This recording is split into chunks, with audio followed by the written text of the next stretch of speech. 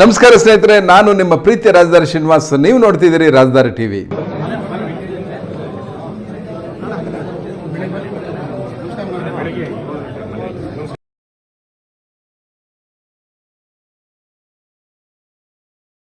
ಎಲ್ಲ ಮಾಧ್ಯಮದ ಬಂಧುಗಳೇ, ಇವತ್ತು ನಾನು ಹಿಂದೆ ರಾಜಕೀಯಕ್ಕೆ ಬಂದಿದ್ದು 1973ರಲ್ಲಿ. ಆಗ ವಿದ್ಯಾರ್ಥಿ ನಾಯಕನಾಗಿ ಗೌರ್ಮೆಂಟ್ ಸೈನ್ಸ್ ಕಾಲೇಜಲ್ಲಿ ಎಲೆಕ್ಷನ್ನು ಗೆದ್ದೆ. ಆಗ NSU ಸೇರಿಕೊಂಡೆ. ಆದರೆ 73 ಅಂದರೆ 53 ವರ್ಷಗಳಿಂದ ಕಾಂಗ್ರೆಸ್ ಪಕ್ಷದಲ್ಲಿ NSUಯಲ್ಲಿ ಮತ್ತು ಯೂತ್ ಕಾಂಗ್ರೆಸ್ಸು ಮತ್ತು ಬ್ಲ್ಯಾಕ್ ಅಧ್ಯಕ್ಷನಾಗಿ ಕಾರ್ಯಾಧ್ಯಕ್ಷನವರೆಗೂ ಕೂಡ ಕೆಲಸ ಮಾಡಿದ್ದೀನಿ. ಇದು ಕಾಂಗ್ರೆಸ್ ಪಕ್ಷ ನನಗೆ ಸಾಕಷ್ಟು ಅವಕಾಶಗಳನ್ನು ಕೊಟ್ಟಿದೆ. 9 ಬಾರಿ ವಿಧಾನಸಭೆಗೆ ಸ್ಪರ್ಧೆ ಮಾಡಿದ್ದೆ. ಮೊದಲು 1985ರಲ್ಲಿ ನಾನು ಅಪ್ಲಿಕೇಶನ್ ಹಾಕಿದ್ದೆ. ಯಾರ ಮನೆಗೂ ಹೋಗಿ ನನಗೆ ಅಸೆಂಬ್ಲಿ ಸೀಟ್ ಕೊಡಿ ಅಂತ ಕೇಳಿರಲಿಲ್ಲ. ವೀರಪ್ಪಲಿಯವರೇ ಕರೆದು ಸೀಟು ನನಗೆ ಕೊಟ್ಟರು. ಆಗ ಸೋತೆ ನಾನು.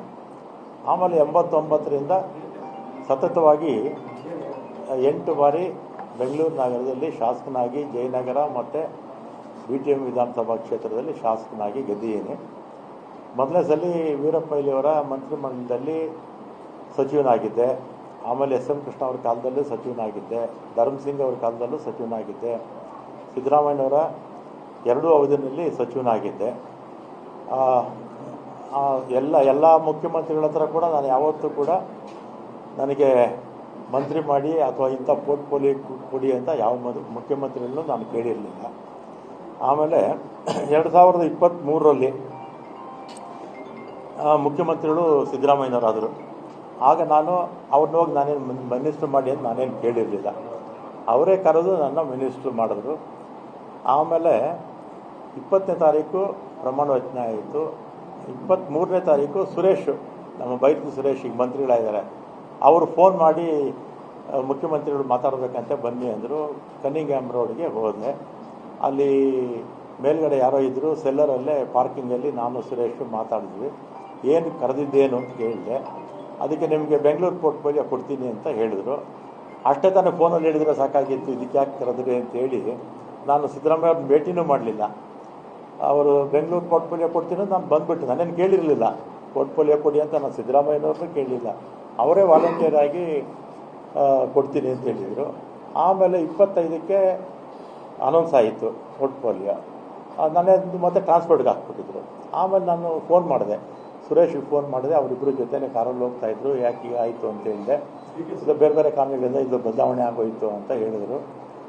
ಆಮೇಲೆ ನಾನು 25ನೇ ತಾರೀಕು ಮಾತಾಡಿದ್ಮೇಲೆ ನಾನೇನು ಕೇಳಿರಲಿಲ್ಲ, ಏನು ಇಂಥ ಇಲಾಖೆ ಬೇಕು ಅಂತ ನಾನು ಕೇಳಿರಲಿಲ್ಲ. ಅವರೇ ಕರೆದು ಕೊಡ್ತೀನಿ ಅಂತ ಹೇಳಿದರು. ಆಮೇಲೆ ನಾನು ಬೇಡ, ನನ್ನ ಮಂತ್ರಿಮಂಡಲದಲ್ಲಿ ಇರೋದಿಲ್ಲ ಅಂತ ನಾನು ಹೇಳಿದೆ. ಆಮೇಲೆ ನಮ್ಮ ಈಗಿನ ಮುಖ್ಯಮಂತ್ರಿಗಳು ಯಾರು, ನಮ್ಮ ಶಿವಕುಮಾರ್ ಅವರು ಮತ್ತು ಅವರ ಸಹೋದರ DK ಸುರೇಶು, ಇವರೆಲ್ಲ ನಮ್ಮ ಮನೆಗೆ ಬಂದು 2.5 ವರ್ಷ ಆದಮೇಲೆ ನಾನೇ ಚೀಫ್ ಮಿನಿಸ್ಟರ್ ಆಗ್ತೀನಿ, ಆಗ ನಿನಗೆ ಈ ಪೋರ್ಟ್ಫೋಲಿಯೋ ಬಿಟ್ಕೊಡ್ತೀನಪ್ಪ ಅಂತ. ನಾನು ಸಾಯಂಕಾಲ 4 ಗಂಟೆವರೆಗೂ ಇದ್ದರು ನಮ್ಮ ಮನೇಲಿ, ಅಲ್ವೇನಪ್ಪ? ಸಂಜೆ 4 ಗಂಟೆವರೆಗೂ ನಮ್ಮ ಮನೇಲಿ ಇದ್ದರು. ನೀವು ಮಾಧ್ಯಮದವರೆಲ್ಲ ಇದ್ದೀರಿ, ಅವತ್ತು ಎಲ್ಲ ನಮ್ಮ ಮನೆ ಮುಂದೆನೇ ಇದ್ದರು. ನಾನು ಆಯಿತು ಅಂತ ಸುಮ್ಮನೆ ಆದೆ. ಮತ್ತು ಮೊನ್ನೆ 25ರಲ್ಲಿ ಅವರು CM ಆಗಿ ತಗೋಬೇಕು. ಅದರ ಹಿಂದಿನ ದಿನವೇ ನಾವು ಹೋಗಿದ್ವಿ. ನಾನು ಕೃಷ್ಣರಾಜ್ ಅವರು ಇಲ್ಲೇ ಇದ್ದಾರೆ, ಅವ್ರಿಗೆ MLC ಸೀಟ್ಗೆ ರೆಕಮೆಂಡೇಷನ್ ಮಾಡೋದಕ್ಕೆ ಹೋಗಿದ್ದೆ ಕೃಷ್ಣರಾಜ್ ಅವರಿಗೆ. ಆಮೇಲೆ ಕೃಷ್ಣರಾಜ್ ಅವರು ಅವ್ರ ವಿಚಾರ ಮುಗಿದ ಮೇಲೆ ನಾವಿಬ್ಬರೇ ಪರ್ಸ್ನಲ್ಲಾಗಿ ಕೂತಿದ್ದಾಗ ನಾನೇನು ಇವ್ರನ್ನೂ ಯಾರು ಶಿವಕುಮಾರ್ ಅವ್ರನ್ನೂ ಕೂಡ ನಾನು ಮಂತ್ರಿ ಮಾಡ್ಕೊಳ್ಳಿ ಅಂತ ಕೇಳಲಿಲ್ಲ, ಅಥವಾ ಸಿದ್ದರಾಮಯ್ಯನವ್ರ ಹತ್ರ ಹೋಗಿ ನಾನು ಮಂತ್ರಿ ಮಂಡಲದಲ್ಲಿ ಸೇರಿಸಿ ಅಂತ ಹೇಳಲಿಲ್ಲ, ಅಥವಾ ಹೈಕಮಾಂಡ್ಗೆ ಹೋಗಿ ನನ್ನ ಮಂತ್ರಿ ಮಾಡಿ ಅಂತ ನಾನೇನು ಕೇಳಿರಲಿಲ್ಲ. ಮಾಡಿದ್ದಾರೆ, ಸಂತೋಷ. ಮತ್ತು ಅವತ್ತೇ ಶಿವಕುಮಾರ್ ಬೆಂಗಳೂರು ಪೋರ್ಟ್ಫೋಲಿಯೋ ನಿನಗೆ ಕೊಡ್ತೀನಪ್ಪ ಅಂತ ಹೇಳಿದರು. ಆಯಿತು ಅಂತ ಬಂದೆ. ನಾನು ಅದನ್ನು ಕೇಳಿರಲಿಲ್ಲ, ಅದನ್ನು ಕೇಳಲಿಲ್ಲ, ಅವರೇ ವಾಲಂಟಿಯರಾಗಿ ಹೇಳಿದರು. ಆಮೇಲೆ ನೋಡಿದ್ರೆ ಈಗ ಜನಸಂಪನ್ಮೂಲ ಕೊಟ್ಟಿದ್ದಾರೆ. ನಾನು 2 ಬಾರಿ ಕೂಡ ಅವರೇ ಕರೆದು ಕೊಡ್ತೀವಿ ಅಂತೇಳಿ ಆಮೇಲೆ ಬೇರೆಯವ್ರಿಗೆ ಆಯಿತು.